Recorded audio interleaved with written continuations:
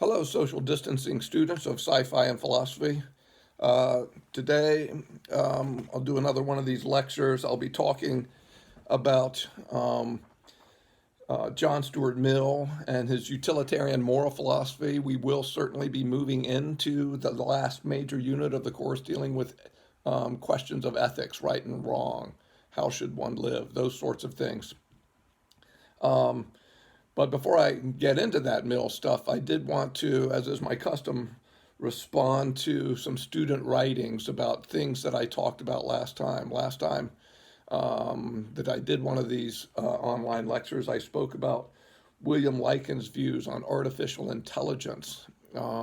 Prior to that, we had talked about John Searle's John Searle's views on the prospects for robotic consciousness and personhood. And then I had you guys read Lycan's work on the same issue, and I sent you an outline and spoke about the Lycan stuff last time. And then I wanted the Group B students to write short assignments in which they raise questions or present potential problems with the views of Lycan. Some of you who did the short assignment for today, some of you wrote on the John Stuart Mill material. I think there were two of you. You all need to be careful with which short assignments you're writing in response to. But I did get, so I got two that wrote on the wrong thing, but I got four other short assignments where they did talk about Lycan. And I'll respond to some of those. Two of those four were actually sympathetic with Lycan and really didn't raise much in the way of objection to things that Lycan was saying. Before I get into that, let me point out that all of you have papers due this Friday. I made that paper assignment a while ago, and these papers are due this Friday at 3 o'clock in the afternoon. Just send them as an attachment to an email. It is my plan to study those papers and grade them this weekend. Certainly also, if you want to talk with me about the paper as you are working on it, feel free to give me a phone call about that, or set up a phone call meeting. You could also give me a draft if you wanted, but you need to be working on those. That's a major part of the of your course grade based on that paper. Also, remember when you're working on that paper, don't just spit back notes from my lectures. Don't just spit back the outline. A key part of the paper is for you to exhibit mastery of the actual readings, the actual text of the materials that you're talking about. And you exhibit that mastery by citing some passages from the text where the authors are saying the sorts of things that you're attributing to them. So remember to cite some passages and maybe provide some quotes from the authors that support your interpretation. But at the same time, don't fill up your paper with quotes. Really, only no more than a third or a quarter of any given page should be taken up with quotes. But anyway, do keep that in mind because it is an important part of the assignment. All right, let's talk about student responses, or some of the student responses to the material from Bill Lycan. Now, as I said, a couple of students were quite sympathetic. Maybe I'll talk briefly about those two. Caleb Mayle and Katja Richter seemed to me in their writings to be very sympathetic with Lycan's view. And I would remind you that Lycan's view is that a properly programmed robotic computer, such as the character he describes as Henry the robot, who can make love, play viol, write poetry, respond to people's questions and requests appropriately. Like his view, if there was ever such a robot, we should regard it and treat it as though it was a person with rights to life, liberty, property, like normal humans. I think Lycan's view would have very significant implications for the situation of data in that Star Trek episode. I think it's quite clear that Lycan's argument would suggest that we should treat data as though data was a person with rights to life, liberty, and property, just like other human beings. Whereas Searle's view would look at data with much greater skepticism, I think. Um, so anyway, Katja Richter, who seemed to be a fan of Lycan, she wrote, and I don't really have much to say about this, but I just thought she wrote somewhat eloquently about Lycan's article. And Katja Richter, she was impressed with the case of Henrietta. I think she thought that the example of Henrietta gave nice support for Lycan's view.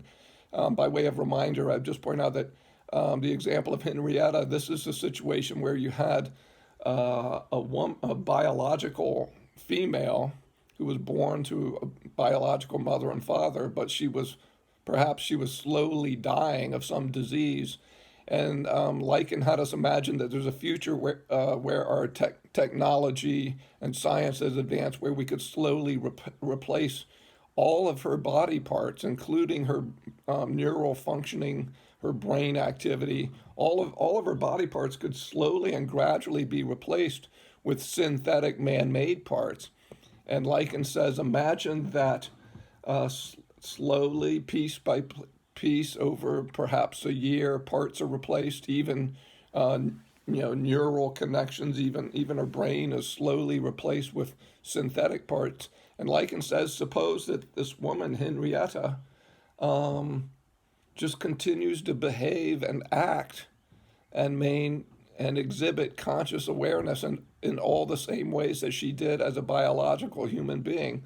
And Lycan says, in that situation, we'd have every reason to think that Henrietta the person continues to live on as a robotic being after the replacement of parts is completed.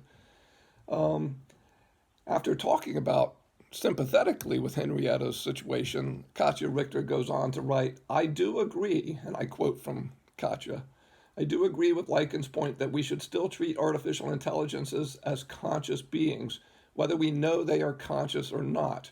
We treat most humans like this, without knowing for sure whether they are actually feeling the emotions they display or have internal justification and understanding for the actions they do.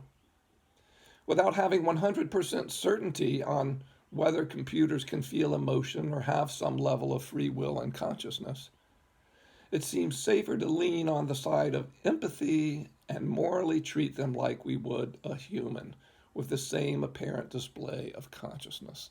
There, I think Katja expresses her sympathy with Lycan's point of view and does it fairly eloquently, I think. Caleb Mayle seemed to be sympathetic as well, and she did a nice job as well with her short assignment. And I think at some level, Katja is reminding us that when we're dealing with other human beings and we observe their behavior, we see other human beings acting the way we do, right? If my neighbor is crying over the death of her mother, I assume she's sad because I cried when my mother died. If a student is crying over the death of her mother, I assume she feels sad, etc. But we can't ever, I think Katja points out again, we can't really be sure that somebody who's crying is sad. We can't really be sure that somebody who exhibits angry behavior is angry, but we assume it. In the case of humans, shouldn't we also assume it in the case of robotic computers? And Katja seems to want to say yes. Now, there were other responses. Some students were more wary of what Lycan says. I'm looking at a piece here from Beck Peterson. And I don't know, maybe Beck was actually somewhat sympathetic with Lycan, but nonetheless, she thought she'd at least try a criticism. Beck Peterson writes the following. Beck says, one objection that I would like to raise to William Lycan's point of view is a continuation of one he replied to in the text of his article. Beck continues, the argument that was originally raised is if a computer's programming determines their behavior, they lack free will and therefore cannot be people. Lycan's response was that since most philosophers believe that free will is compatible with determinism, this argument is weak at best. Beck goes on, she says, however, in support of this criticism, I would like to raise the further response that because computers have all of their programming put into them before they are able to use it, they are unable to grow and develop. Development is something that happens to all people as well as conscious beings. Therefore, computers cannot be people. Right. Now, if I was Lycan, and I was going to defend Lycan here, Beck, I would point out that fair enough. Maybe you're onto something here, but Lycan might want to point out that there are ways to program computers, and people have programmed computers, such that they program learning mechanisms into the computer so that computers can learn to solve problems in new ways and devise new solutions based on information and processes they've employed in the past. And so there are ways to program learning modules into AI. And if you had such learning modules, then seems to me that would allow for growth and development in the AI, or at least growth and development in its modes of thought and problem solving, etc.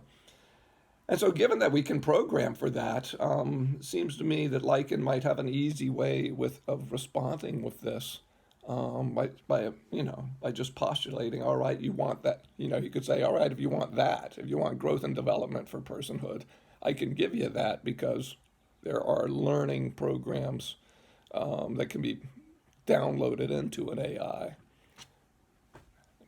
Sort of problem solved there.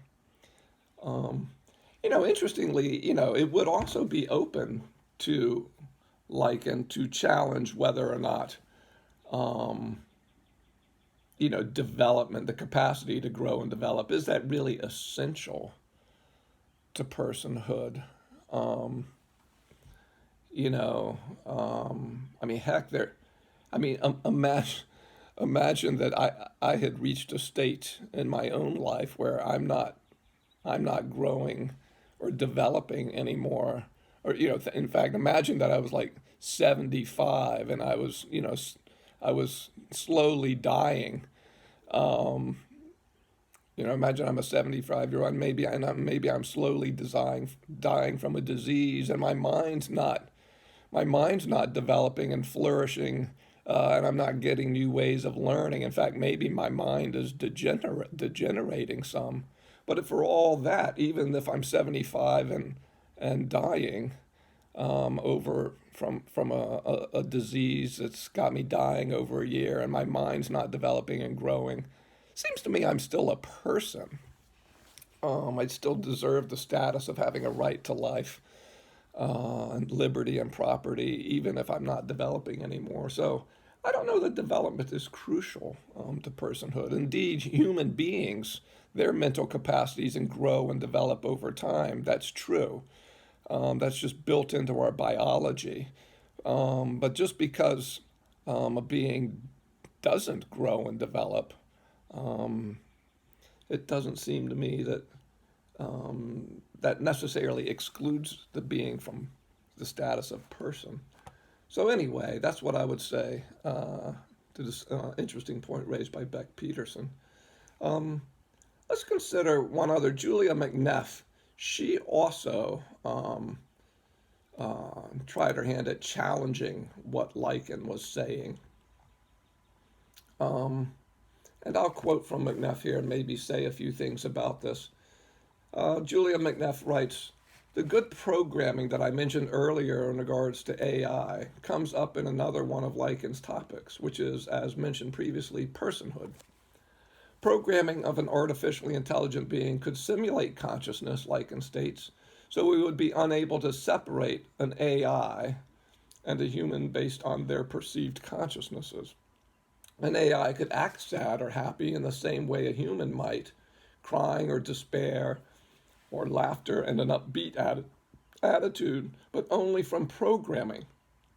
However, Lycan states that due to the make of the AI, how they how they do not have the same exact neural structure and sensory detections as humans do, they may experience situations different from how humans experience them.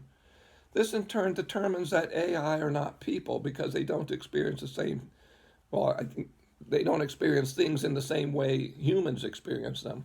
An objection to this is that if an AI acts sad, then we must assume it is genuinely sad as it mimics behavior of a human.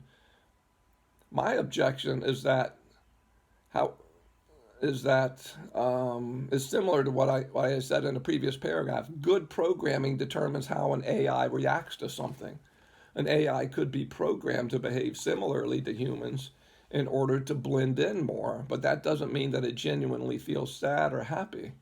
Instead, this programming is what dictates how the AI behaves. So, in my opinion, I believe that AI are not people because of the programming that determines how they act. Um, yeah, so let me just say that um,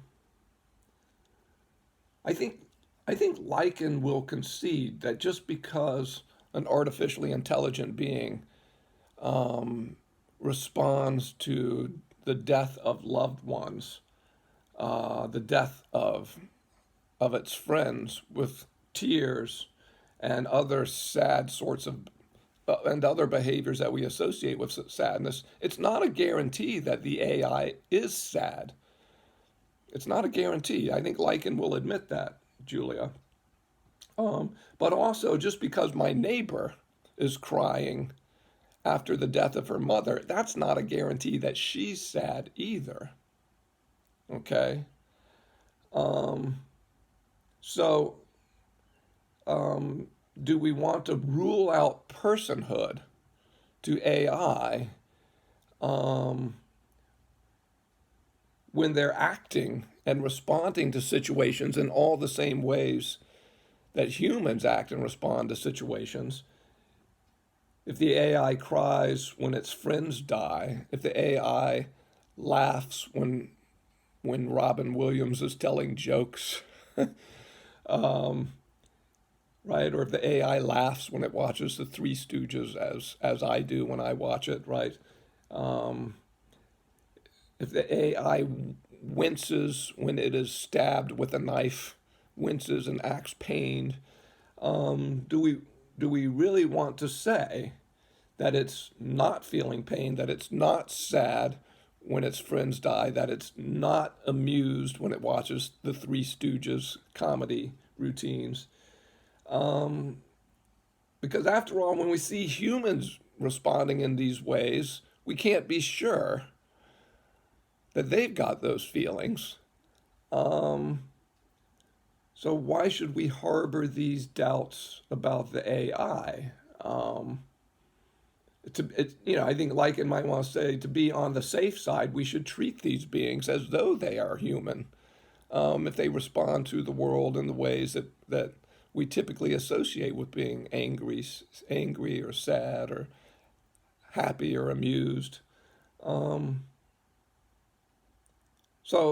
I think Lycan's going to say that. Now, it seems to me, um, Julia, as well, you're pushing this point that, well, Julia, I mean, there's something I've been ignoring here, I think, but Julia, you also push the point that, well, if they're not made of the same, Julia, you seem to be influenced a lot by Searle here because you seem to be wanting to push, well, if they're not made of the same biological material, if they don't have the same biological neural structures that we possess, um, then it's much more likely that they don't actually experience the world in the same ways that we do. Um, but also regarding that, one of the things I said in my last lecture, in talking about Searle's view, is I think, and I would just say this, and maybe all of you might find this worthy of thinking about. It's important to understand that even among humans, um, not all humans experience the world in the same ways and have the same emotional responses and have the same feelings and reactions to situations. Um, so there can be deviant humans say, who lack pain receptors. There can be deviant humans who have trouble empathizing with others, maybe, or who, when they are sad, they don't feel the same way the rest of us do. They still express sadness in a certain way, but maybe they don't respond in exactly the same ways when sad. But regardless, my point here is that you can have these deviant humans that we still treat with respect and dignity that befits a human being, or befits a person, who have and who are fully biological beings, but we don't say of these people, well, they're not persons because they don't feel and experience in the world the same way normal people do. Um, that's not where our reasoning leads us in the case of humans. So it's not clear to me why we should be led to reason and think that way with regard to AI either. So that's just something I would throw in to think about. Um, I hope everybody, I want to just back up. I mean, I want to segue over into the domain of ethics, and leave behind our foray into issues of AI, and personhood, and some of these philosophy of mind issues. I hope you guys have enjoyed it. I hope you can see the connections to the data episode. To some extent, the things that we've been talking about with respect to Searle and Lichen, they also have relevance as well to the sci-fi episode of Black Mirror, Be Right Back, that we studied. It's pertinent there too. And science fiction is full of interesting cases about how we should regard really advanced AI. I've been watching Westworld lately. Some of you might have seen this show on HBO. I highly recommend it to you because it deals a lot with these questions about how we should regard robotic, humanoid AI. It's a very good show. I think it's very well done. I recommend it to you. Also, um, Ex Machina. This is a movie that perhaps some of you seen. It's explicitly philosophical. It too wrestles very well with AI issues. Science fiction is full of these examples that we could be talking about. But let's leave that behind. Let's talk about um, ethics, right? Ethics is a study, right? In particular, normative ethics, which is what we'll be doing. Normative ethical theory deals with questions of right and wrong, good and bad. How should we live our lives? What is it right to do? How should we make decisions in life? Philosophers historically have had a lot to say of this, going back to ancient times.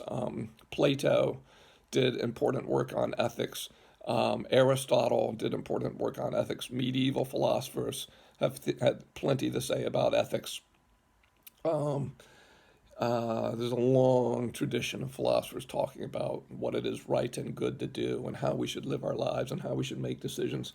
In this course, in these last couple weeks of the course, we'll look at two very famous theories about what it is right to do and how we should make decisions. One of them is the utilitarian moral philosophy, um, which I'll be talking about today, and the other one has to do with the ideas of Immanuel Kant, a very famous German philosopher who's been very influential in the history of ethics as well. And we'll get to Kant later. But today I do want to talk about John Stuart Mill. John Stuart Mill was right where I had you for today. You should have read a brief excerpt from his famous book Utilitarianism, which was published in the early to mid 19th century. And John Stuart Mill, he's a utilitarian about ethics. He was influenced by Jeremy Bentham, who was one of his teachers, who was also an important advocate of the utilitarian moral philosophy. I also had you guys look at, or you should have looked at for today, I sent you guys a scanned copy of a writing by a 20th century thinker um, named, named James Rachels. And Rachels spend some time talking about some of the important implications of the utilitarian moral philosophy in his own writings. I'll talk about that some. I want to start with a case, and again, if you could have the lecture open in one window and the outline in another window, it might be handy to look at the outline as I walk through this. I might be able to add some things to the outline. I don't know that I have a lot to add, but let's start with a case that involves making a decision. Suppose you have a very good friend with whom you spend lots of time and share lots of secrets. You also know she has kind and loving parents. Your friend is spending a lot of time with a group of heroin users, and she is seriously thinking of trying heroin herself. Now, you consider telling her parents that she's hanging out with these heroin users and that she's thinking about using heroin. You consider telling her parents about this, but you're not sure it is the right thing to do. According to utilitarianism, what should be the basis of your decision? What sorts of things should you consider in making your decision, right? So again, what I'm doing, I'm just presenting a scenario. Again, imagine you've got a good friend who's always, and this friend, you share secrets with this friend. The friend confides in you, you confide in your friend. But you know she's been hanging around with a group of people who are heroin users, and you know that she's thinking about trying heroin. And you care very much for your friend. What should you do? Right? Now, if you are a utilitarian, right, what you should do is the action that will lead to the greatest happiness, not just your own happiness, but the happiness of others, right? So if you're a utilitarian and you're thinking about would it be right for me to tell my friend's parents that their daughter is thinking of using heroin with her heroin using friends, you need to think about, right, what would be the positive and negative consequences of telling the parents, and you need to think about the positive and negative consequence about not telling the parents, right? And you'd also have to think about the probabilities of these positive and negative effects occurring. So in thinking about whether you should tell the parents, you need to think about the welfare of the parents. How will they be affected if they know or don't know about their daughter's possible heroin use? You need to think about the effect on the happiness of your friend. You need to think about the effect of the happiness on yourself in deciding whether you're going to tell the parents. You might even need to think about the happiness of friends of your friend and friends of your own. And so there'd be a lot to consider in making a decision about whether to tell the parents regarding this sort of thing. And I just bring that up as just one of a conceivably infinite array of examples where one might want to provide utilitarian thought in deciding what it would be right to do. Let's go on and talk about utilitarianism. I define the view here. Mill defines the view in the brief excerpt from Mill that I gave you guys. According to Mill's utilitarianism, and I'm looking at the outline here, we should always do those actions which lead to the greatest happiness for the greatest number. And in determining the greater happiness, each being's happiness is to be counted equally. Right? Mill understands happiness as pleasure and the absence of pain. Right? On Mill's view, I'm happy when I'm pleased, and I'm not in pain. Right? On Mill's view, I would be unhappy when I'm feeling physical or psychic pain of some sort, right? And it's important to understand, right, that on Mill's view, it's all right to consider your own happiness when you're making an ethical decision. It's just on Mill's view, you're not to give your own happiness any more weight in your decision than the happiness of other beings that might be affected by your action. So, for instance, if I'm trying to figure out whether I should tell my friend's parents that my friend is thinking about using heroin, it's all right to consider how my decision will affect my own happiness, but I shouldn't weight my own happiness as any more important than my friend's happiness or her parents' happiness or the happiness of anyone else, right? And the idea here is in making my choice of whether to inform the parents, I need to, right? I should be trying to make the choice that will lead to the greater happiness for everyone that will be affected, where I'm treating everyone that will be affected, I'm treating their happiness uh, equally and giving it equal weight in my consideration. Right, I have in my outline. I think I just got ahead of myself as I want to do. Um, Mill's view is that it's acceptable to consider your own happiness in determining what it is right to do, but your own happiness should not be given any more weight in your deliberations than the happiness of any other being. Now, I want to just for a little while here, talk about the scanned article I sent you. I sent you a chapter from Rachel's book, The Elements of Moral Philosophy. And James Rachels points out that Mill's utilitarian moral philosophy, it was revolutionary in its time. Um, Rachels points out that utilitarianism, it does not appeal to religious teaching or religious text, such as the Bible, to determine right and wrong. Rather, on John Stuart Mill's view, right and wrong are to be determined simply by figuring out which course of action will lead to the greatest happiness of all those affected by our action.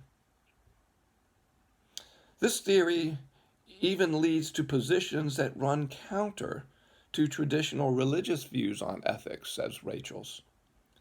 For instance, Rachels argues that Mill's utilitarianism would suggest that voluntary euthanasia, the intentional killing of terminally ill patients who are suffering and who want to die.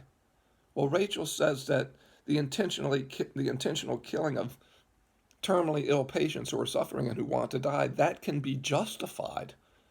That is voluntary euthanasia, and it can be justified using the utilitarian moral philosophy. I think Rachel's gives an example of Sigmund Freud suffering greatly towards the end of his life from cancer of the mouth. And Freud wanted to die. And according to the story that Rachel tells, Freud was put to death at his request, I think by a friend or a family member.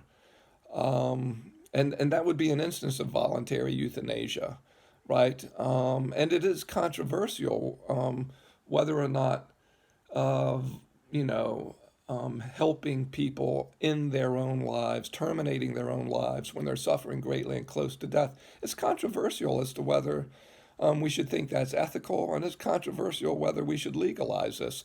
Voluntary active euthanasia is legal in a few states in the United States, but not in many.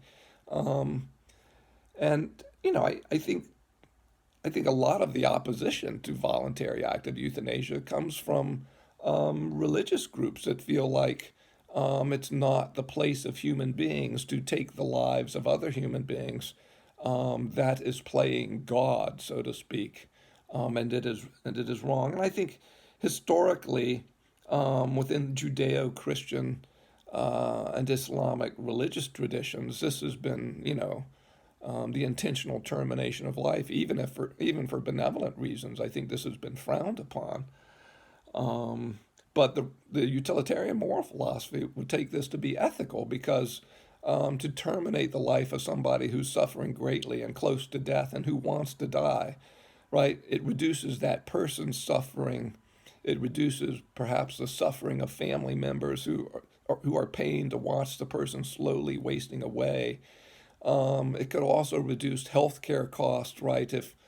If we legalize voluntary euthanasia, well then a lot of people who slowly die over a year or two or several months, they wouldn't be in the hospital as long using expensive medical treatments at the end of life, etc. And so there are lots of utilitarian benefits that could come from legalizing voluntary active euthanasia. And many people do believe that utilitarianism would support the legalization of voluntary active euthanasia and would support the ethics of it. Besides talking about that one revolutionary implication of utilitarianism, Rachel also talks about animals and the ways in which animals are treated. Rachel points out that according to Mill's utilitarianism, animal happiness and suffering have to be considered equally alongside of human happiness and suffering in making ethical decisions, right? Right, and so that also Rachel's views that as revolutionary. Rachel's is of the view that historically, if you look at again, say, Judeo-Christian mainstream ethical theorizing, the idea here is that within traditional Judeo-Christian ethical thinking, it is human beings of all of the creation of God. Human beings alone are made in the image of God. And traditionally, it's understood that because human beings of all of creation are made in the image of God, they alone have that special dignity and worth that makes them deserving of moral consideration. And the non human animals historically have been regarded as lesser beings, not deserving of equal moral consideration. And at least this is, sort of a traditional way of thinking about the ethical life that is handed down to us through in Judaism and Christianity. And Rachel wants to say that that being the case, utilitarianism runs counter to this because utilitarianism tells us that any being whose happiness or misery can be impacted by our ethical decisions has to be given equal consideration in our thinking. And so, utilitarianism, and insofar as animals can be miserable or happy, pained or pleased, we have to give that consideration. We have to give equal consideration to the animal pain and suffering when we're deciding what it would be right to do. And this can have important implications for animal agriculture and environmental questions where our damage to the environment may be negatively impacting and leading to the sufferings of many animals. So, and certainly animal agriculture can lead to the suffering of animals. But so utilitarianism might have far reaching implications for the ways in which we treat animals in animal agriculture and in laboratory testing of animals and in environmental questions. And so, for all these reasons, Rachel thinks that the utilitarian moral philosophy is revolutionary because it seems to part ways with traditional religious modes of thinking. And utilitarianism also would not, have us paying a lot of attention to, biblical passages and discerning what it's right to do. Rather, we simply have to figure out in each situation what's going to lead to the greater happiness, and whichever action will lead to the greater happiness, that will be the right thing to do on this philosophy. Now, even in Mill's day, there were many critics of the utilitarian moral philosophy. And Mill, in the writing that you had, he takes time to respond to one of the more famous criticisms of the utilitarian moral philosophy. It's a criticism called the swine objection, and I want to talk about the swine objection and talk about John Stuart Mill's famous response to it today. Now, and so I'm segueing back to the short reading you had from Mill for today. And, in the assignment for next time, I'm going to have you read even more from John Stuart Mill's book, Utilitarianism. This is, we've got excerpts from the book in our textbook, Reason and Responsibility. And I'll have you guys look at even more objections to utilitarianism that Mill considers. And you'll see how Mill would answer those objections. And we'll get to that this Thursday. But the swine objection, what does it say? And again, I'm going to the handout. If utilitarianism is true, then we should live like pigs, pursuing all the good food and good drink and good sex that we can get. After all, those things bring pleasure, and pleasure is happiness. But according to the criticism, but we should not live like this because human beings have a nobler calling in life. Surely there's something more that we should be doing with our lives than just trying to secure the best food and the best drink and the best sexual activity and maybe some of the best drugs we can get, etc. Surely human life's got a more nobler calling than this. Therefore, according to the criticism, utilitarianism is false, right? And again, I think the criticism here is that if utilitarianism is true and if happiness is simply pleasure, then it would seem that the end goal of human life would just be to get as much of this pleasure we can get. So, you know, it seems like we should be trying to secure the conditions under which we can get the best everyone can get, or as many people as possible can get the best food, drink, and drugs, and sex, and music, and rock and roll that they can get, and it's easy to start thinking about sort of debauched lifestyles. And right, and again, the criticism is that surely human life, right, and ethics calls for us to have higher goals than just getting the most pleasure that we can get. Mill thinks this is a bad argument against his position.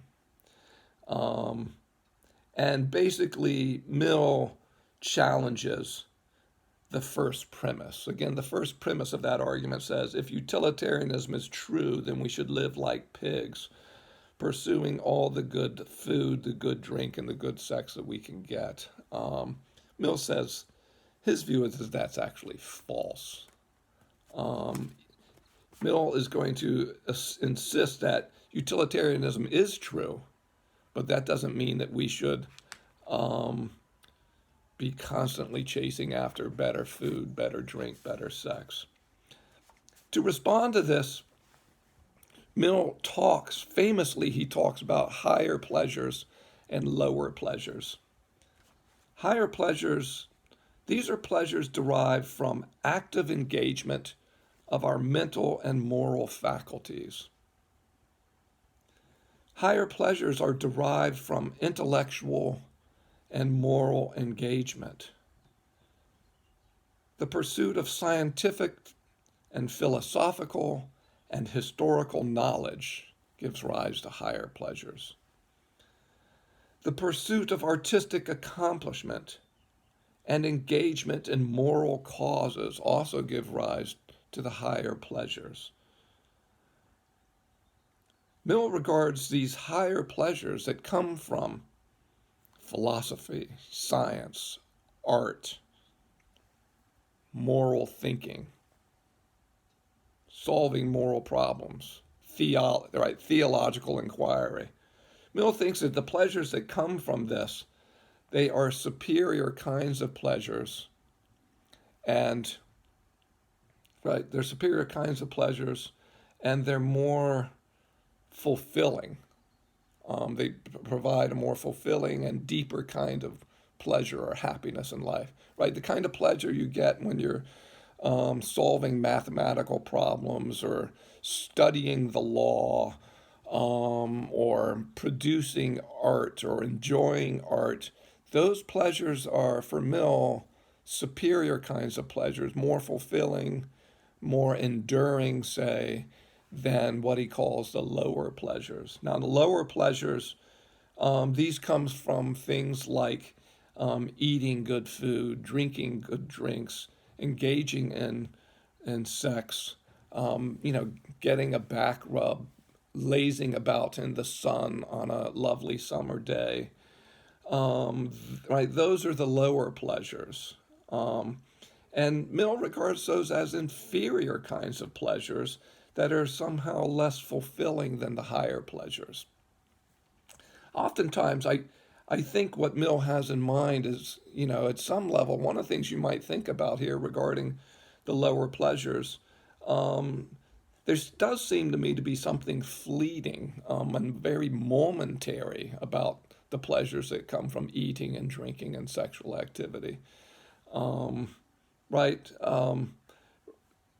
You eat a meal, you eat a fine meal, and you enjoy it for the 30 minutes that you're eating it, say, and then that pleasure, that moment of pleasure is gone, right? You're enjoying drinking your Bloody Mary on a Sunday morning, and you're enjoying it while you're drinking it, and then the drink's gone and it's done. And you're just wondering, when are you going to have that good meal again? When are you going to have that good drink again? Right? You receive the back rub, and it's great for if the 30 minutes you receive it, and then it's over with, right? Whereas these pleasures that the pleasures that one can enjoy in doing the study of math or science or philosophy, solving medical problems, working on a cure for a disease, the pleasures, and there are some sorts of pleasures that come from this active engagement of the mind. That notice the pleasures can be sustained as you're working on a philosophical or scientific or mathematical or historical problem. Those pleasures can be sustained for hours on end, even if they can be sustained over months or years working on this interesting problem, what have you. And I talk about the fleeting nature of the lower pleasures, as perhaps being part of what's on Mill's mind as to their being inferior in nature. And again, the idea here is that the first premise of the swine objection, it's false. And it's false because there are these higher pleasures. According to Mill, there are these higher pleasures that come from the life of study, the life of research, the life of artistic creation, the life of moral engagement in solving problems of human suffering.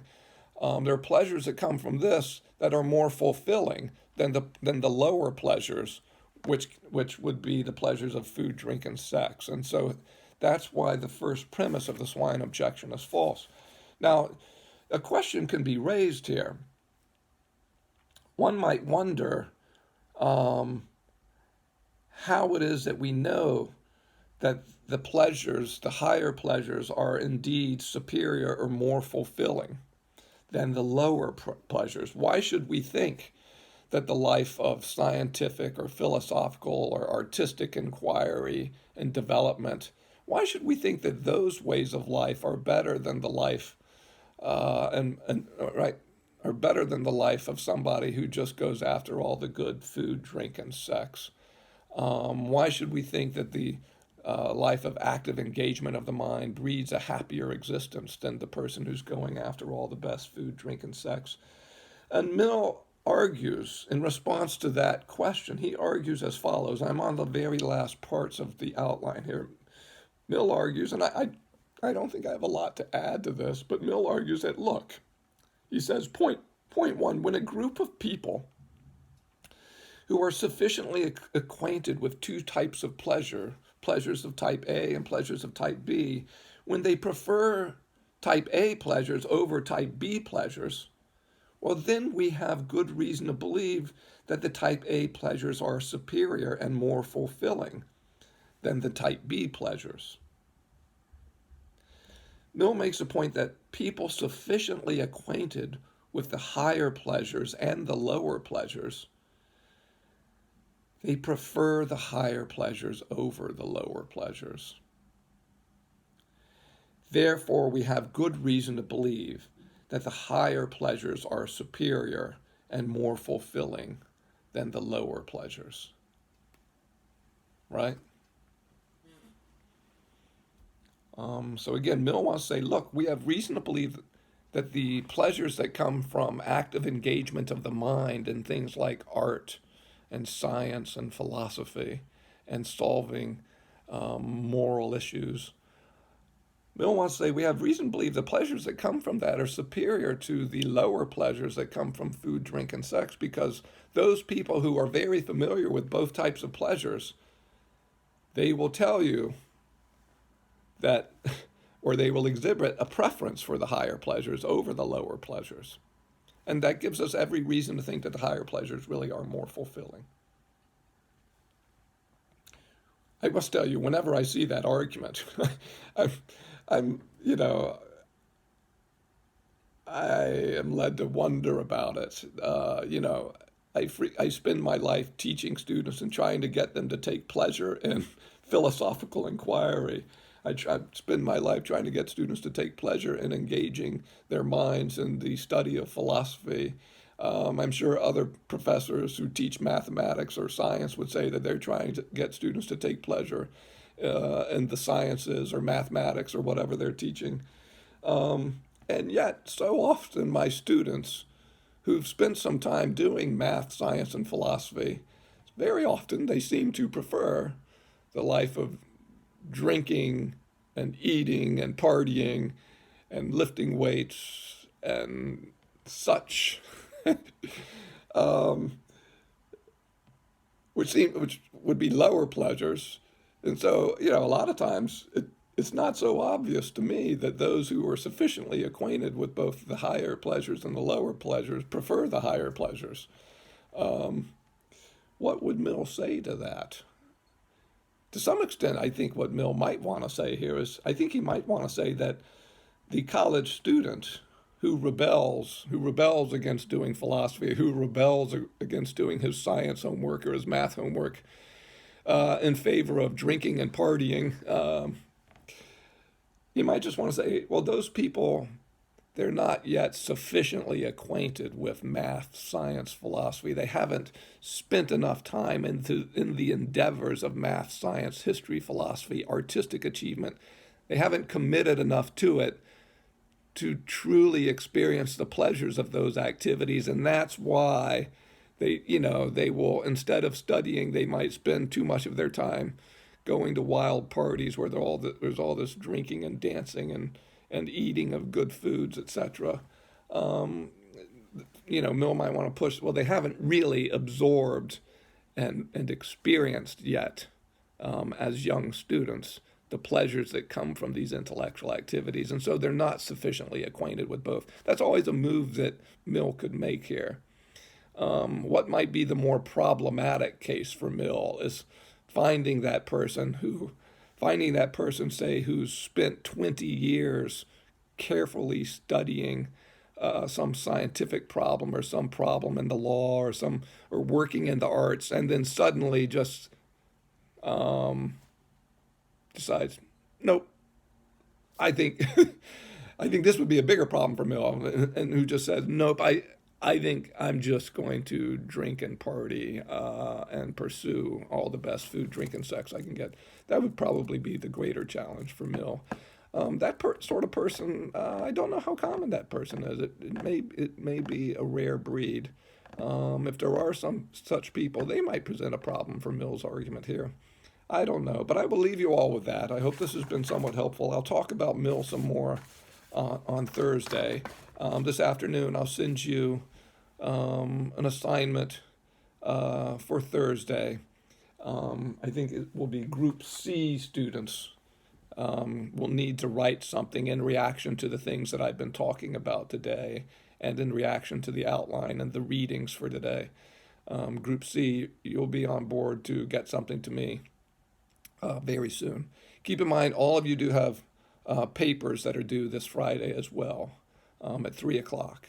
Those would be approximately 4 to 5 pages, double-spaced typewritten papers. And you guys have seen the assignment.